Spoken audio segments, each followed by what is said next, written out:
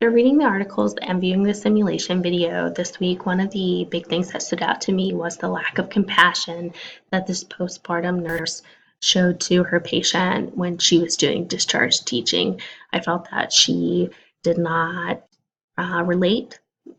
She was not able to display empathy in dealing with a patient who had homelessness.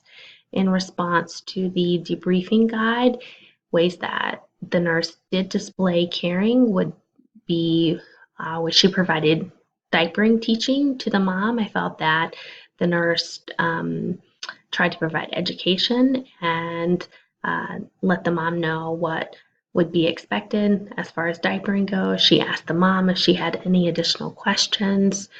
I also felt that the nurse showed that she cared when she expressed her frustration over the patient's homelessness and her situation with a coworker, even though she didn't discuss that directly with the patient. I still felt that it showed that the nurse cared about the patient's situation.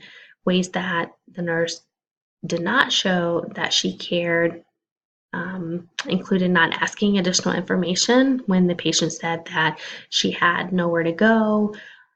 Also, when the nurse told the patient to discuss her issues about side effects from medication at the 2-week follow up, and also when the nurse asked who was coming to pick her up, it made reference to the fact that they were busy out front. How I would respond in the situation would be to ask open-ended questions and also to involve case management to be able to provide resources for this mom and her new baby at discharge. The priorities for the nurse seem to be discharge, where the priorities for the patient seem to be Percocet and pain management. Resources that could be offered for the patient would be housing or sheltering. Case management, again, would be a great resource. Sometimes when we, as staff nurses, don't know exactly what's available at discharge, they have a plethora of knowledge and can share that with us and the patient.